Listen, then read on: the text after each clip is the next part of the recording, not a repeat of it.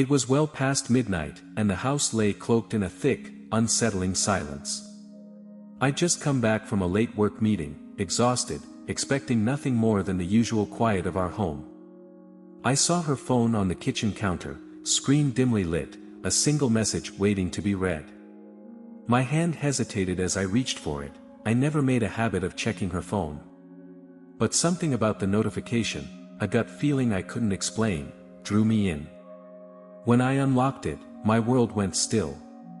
There, in stark, unmissable words, was a message from a name I hadn't seen in years, Daniel. Him. Her college love, the one she'd laughed off as ancient history, long before we even met. But this message was anything but ancient.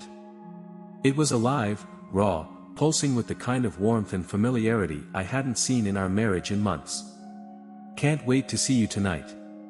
Same place. The air around me turned cold. I could feel my heart pounding, every beat echoing louder in the silence. I scrolled back, my hands trembling, piecing together the conversations I wished I'd never seen. Words like last time and missed you burned into my mind, each line shattering every belief I'd had in her, in us.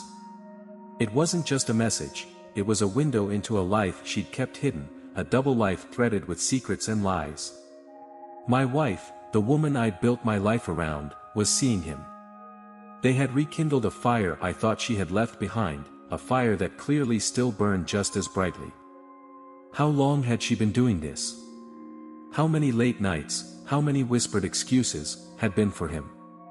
A flood of images from our life together, the laughter, the trust, the plans, spun wildly in my mind, twisting into something dark, tainted. She'd built a bridge between her past and present, a bridge she crossed while I remained oblivious, holding on to a life I thought was real. The weight of her betrayal tightened in my chest, a bitter and hollow ache that threatened to consume me. I put the phone down, but the damage had already been done. My world, my marriage, my future with her, all of it was slipping away, piece by piece, into a void I'd never thought possible. And in that moment, one thought consumed me: I had to know the truth, every last piece of it. The phone fell from my hand, but the sound barely registered over the roaring in my ears. The truth was out there, raw and brutal, lying in the open like a wound. Her betrayal was no longer some vague suspicion, it was real, alive in those words, in those late-night meetups, in the history that bound her to him in a way I'd never be able to.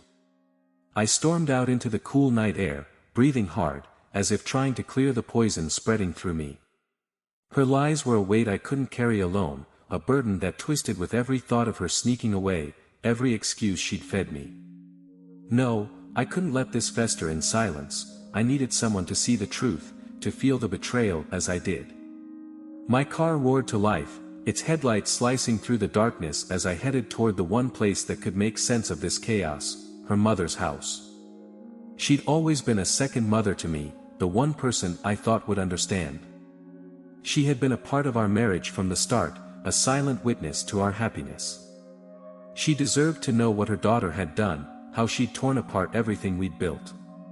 When I arrived, her face softened with a smile that quickly faded when she saw the look in my eyes. She invited me in, her voice gentle, concerned, as she led me to the kitchen where the scent of freshly brewed tea lingered. I couldn't hold back. The words poured out, twisted and venomous, as I told her everything, each hidden message, each lie, each night she'd slipped away to be with him. I expected anger or shock, some reaction that mirrored the fury I was feeling.